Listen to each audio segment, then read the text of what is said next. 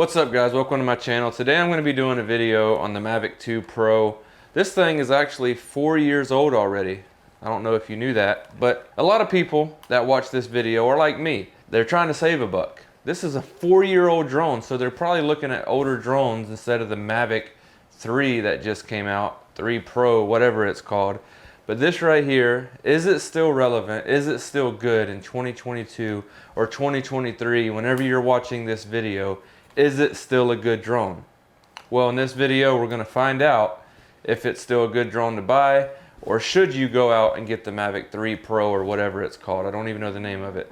So with that, let's get into the video. Let's find out if this drone is a good drone to still purchase in 2022 for professional work.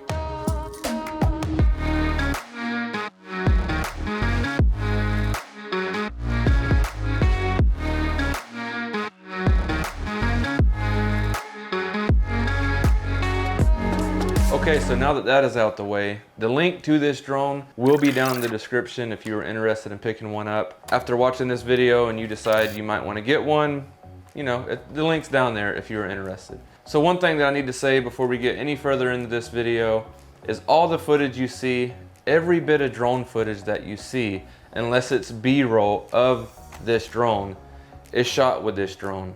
Every single clip that you see pop up is shot with this drone, unless it's B-roll of the drone, obviously. So the first thing I want to talk about is the camera, and why the camera is the reason why I made the purchase of this drone, because obviously a lot of you guys know I have the Mavic Pro, the regular one. I had it, I sold it now, but that's the one that started my career in filmmaking. A lot of you guys know that I do this professionally. This is what I do for a living, is I shoot video with my camera and my drone, and I also edit as well. This is what I do. So the reason why I bought this drone is because the camera. It shoots 4K 30, it shoots 2.7K 60, and then it shoots 120 frames per second at 1080p, which is okay. I do a lot of broadcast work, a lot of stuff for TV. A lot of people don't know this, but for broadcasts, for the networks that I'm delivering to, only requires 1080p. Obviously, everything on my YouTube channel, I shoot in 4K and deliver in 4K. But that is the resolutions of this camera. That's not the reason why I bought it though. The fact that it has a 1-inch sensor, which it does, it's nice, is not the reason why I bought it either. The reason why I purchased this is because it shoots in 10-bit, which is really nice. It's over 1 trillion colors. It really helps when you're color grading your footage. It really makes stuff pop. The dynamic range is 14 stops, which is standard nowadays for most cameras, but the Mavic Pro was only 12.4. I bet a lot of you guys didn't know that. But I can tell the difference in the dynamic range, and I can tell the difference whenever I'm color grading. This has a lot more colors, and it just looks phenomenal. Having the 1-inch sensor is really great. It really does help with image quality. It looks nice and crispy. That's the reason why I purchased it. I think the specs can definitely hold up for a couple more years, if not 3 or 4 more years, because right now the standard is 4K. It's not 8K yet. Yes, it's nice to be able to crop in, but as I said in this video already, I deliver to broadcast. 1080p is what I deliver to these networks. The video that comes out of this drone is actually fantastic. It's amazing. It's definitely professional enough to get you by with shooting professional work. Okay, so when it comes to shooting photos with this drone, it shoots raw 20 megapixel photos, which is great. As you see here in these photos, it does a great job. I mean, I normally don't shoot photos with this drone, but if you need to shoot photos, it looks like it does a fantastic job. The part I like about it, it's 20 megapixels, so it's pretty dang good. And it also shoots raw, which is really nice for whenever you're color grading and fixing your white balance and all that good stuff. It does a good job at shooting photos. Like I said, I use it for video. I don't use it for photo, but I have used it for photos in the past, and from what I could tell, it does a fantastic job. Another thing I want to mention before I get off of the camera side of this drone, whenever I shoot in 10-bit, which like I said, this is the reason why I got this drone. I shoot in D-Log-M, which you have to go to DJI's website and download a LUT to transform it to Rec 709, which then you could do your grading and make sure it looks the way you want it to. Another thing I didn't mention is it shoots 100 megabits per second, which is great for a drone. I think it's high enough.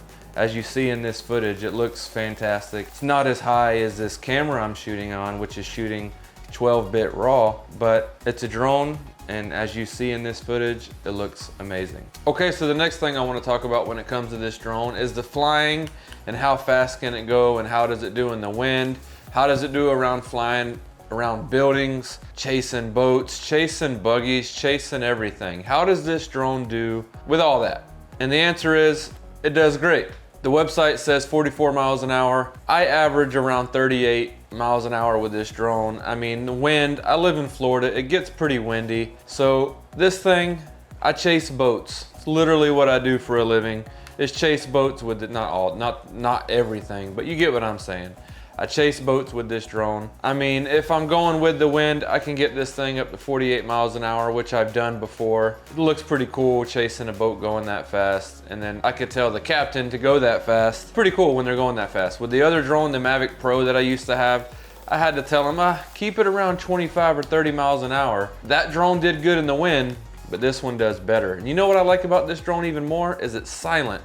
I love that. So to answer your question, it does great in the wind. As you see in this footage, it keeps up with any boat. As long as you coordinate with the captain, let them know that you're gonna be flying around 38 miles an hour. To keep it around 35 to 40, you'll be able to keep up with this drone. One thing I wanna talk about with this drone is the batteries. I've had this drone for a very long time, a couple years. It's worked great and the batteries have not swollen. They're still great. My brother owned this drone before I did. I haven't had to buy any new batteries for it. The batteries last a good while. I notice whenever I fly this drone, battery life on this drone is, for some reason, I don't know if it's because I do stuff for like 10 minutes and then I'm done, but it really is the least of my worries when it comes to flying this. It'll last up to 28 minutes. Flying it hard, chasing a boat, it'll last about 25 minutes. It'll shave off a couple minutes. But it's a great drone, as I said, and I'm glad with this drone I haven't had to worry about the battery like I did my Mavic Pro. As you see here in this footage,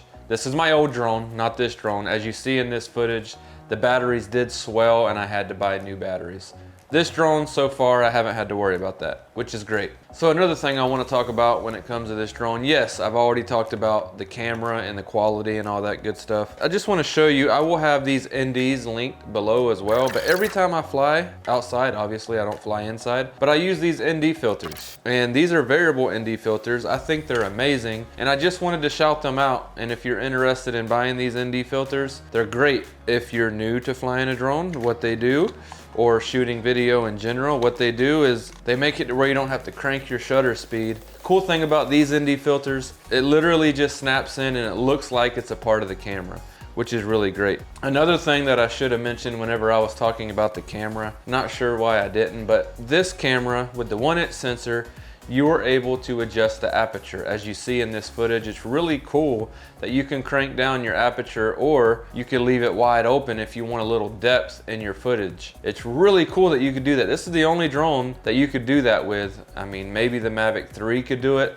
but it's really cool. The Mavic 1, the original one, the one that I had before this one, you could not do that. Really nice and awesome that you could do that. You could go to a 2.8 all the way up to a 9, I think, or a 10. I don't remember what the high one is, but I do know it'll go down to a 2.8, which is really nice. It freaking, you open that thing up, you could use all your sensor as long as you have an ND filter. That's why it's important to have an ND filter. The last thing I want to talk about before I let you go in this video is the gimbal on this drone. As you've seen in all this footage, the whole video you've been watching, if you've been watching, is the smooth footage. This gimbal is phenomenal. Obviously, it's a 3-axis gimbal. It's smooth. It holds, this camera is pretty dang heavy. This is a 1-inch camera. As you see here, it's a big boy. It's a big camera. And this gimbal, this setup that it has here is perfect. It's smooth. One thing that I did have a problem with whenever I first got this was the horizontal horizon being off. But you can calibrate that in the app and fix it right up, and your horizontal horizon will be perfect all the time. So that is something to look out for, is make sure your horizontal horizon is calibrated. You're really calibrating your gimbal, and then it will make sure it's straight and you're good to go. So with that, that is all I have to say about this video. I would highly recommend you getting this drone. This drone will be good for another, in my opinion, 4 to 5 years. The link is down in the description if you're interested in purchasing one. Definitely still relevant in 2022, 2023, and 2024. I will definitely keep you updated if something happens or if something goes on. But until then, thanks for watching. Make sure you hit the like button, the subscribe button, and the bell notification, and I'll see you in the next video.